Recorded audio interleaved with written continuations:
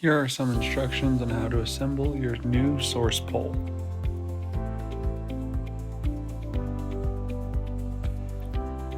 Once you open the box, you will get this smaller box that has all of the hardware components needed and tools such as Allen keys, screws for monitor and keyboard mounts, as well as the bolts and screws to attach it to the desktop, and wire management parts.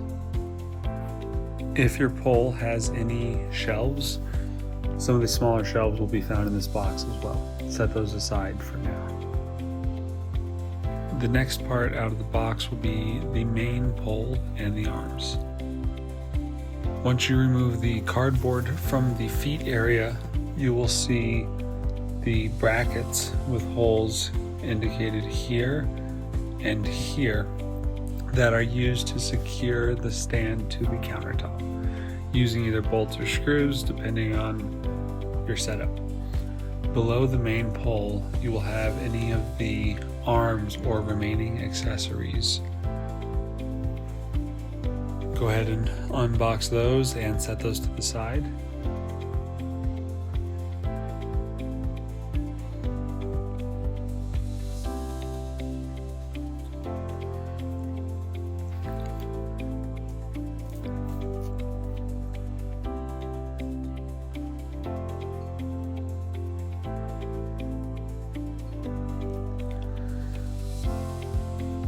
So next we will be securing the main pole to the countertop.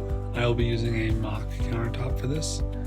And in the bag of hardware there are screws if you plan on screwing it directly into the countertop, or there are bolts if you already have holes drilled and are planning to secure it with a bolted nut or with one of our plates that go underneath the countertop. Go ahead and attach all 4 bolts or screws into the feet to make sure it is secure.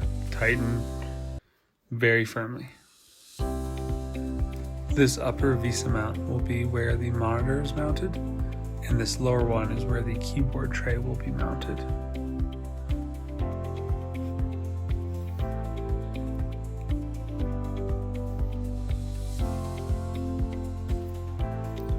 Here's one of the aluminum extrusion arms that will be installed after we get the keyboard installed. And it will go on the bracket already on the main pole here.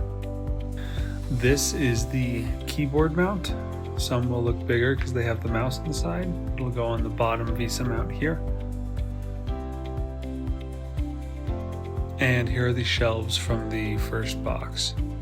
And so those will go either on top of the existing arms or on top of the brackets on the main pole. This will be shown in the picture of your pole.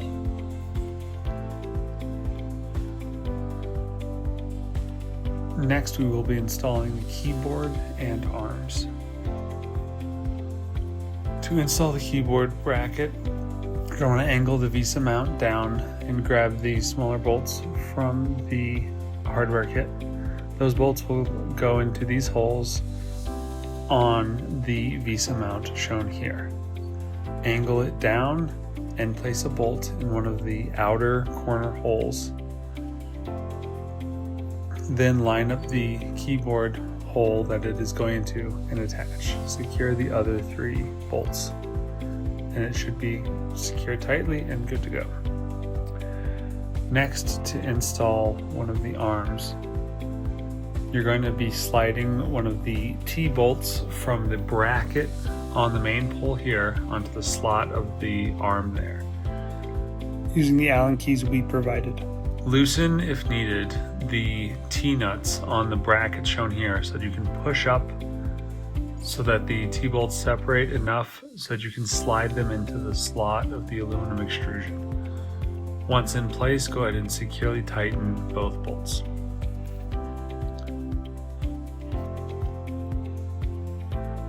After it is secure, go ahead and grab the plastic end cap from the hardware bag and line up so that it is square on there and push. It will take a little bit of a force, but it should pop right on. This particular arm comes with a shelf. You'll take the bolts out, Then line up the holes on the shelf where you want it to be and tighten those 4 bolts back down. Make sure that it is tightened and secure.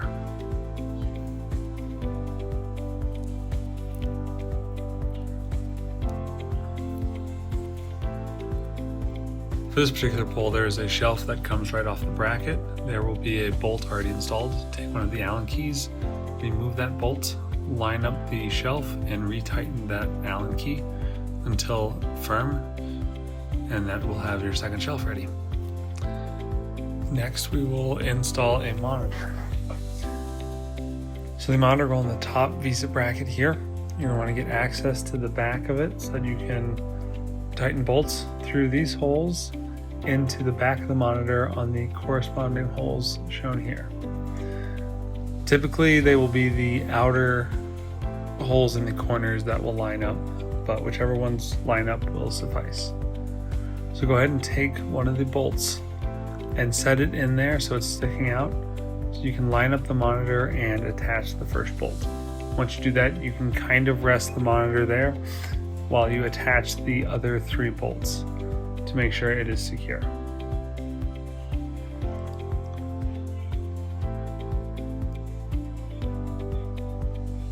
Once everything is set up, it will be time to manage the wires. There are 2 options here. The first is if you have a hole under the center of the pole. So what you're going to do is, once everything is plugged in and hooked up, you're going to take the cables and run them down the middle of the top shown here, and you'll run them down and plug them into the wall or the computer or whatever is needed down below. And you can take any of your accessories, slide them into the other wire management plastic portion, squeeze the bottom, and snap it into the pole. The next method is if there is no countertop hole. What you're going to want to do is make sure you have everything set up and group your cables together. You want to take one of the cable management pieces provided in the small box shown here, and you're going to want to put all of your cables into one of those.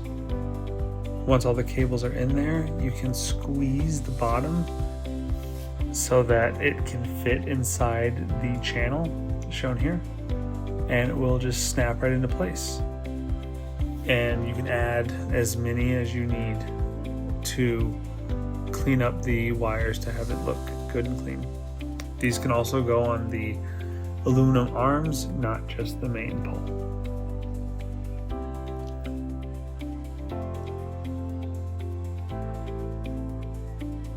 The last piece of cable management that is in that initial box is just for loose wires. So what you're going to do is you're going to take all the loose wires that you have going to the similar area and basically start winding this coil around them. And this will bunch them all together so that it is more clean look. Once you twist it around so that it is fully on the wires, you are able to slide the wires back and forth some as needed for plugging them into wherever they are going.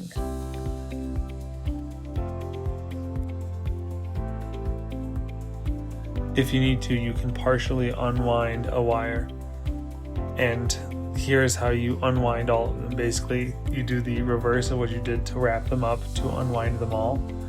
You can unwind a wire separate from the other 2 if it terminates before the end of the line.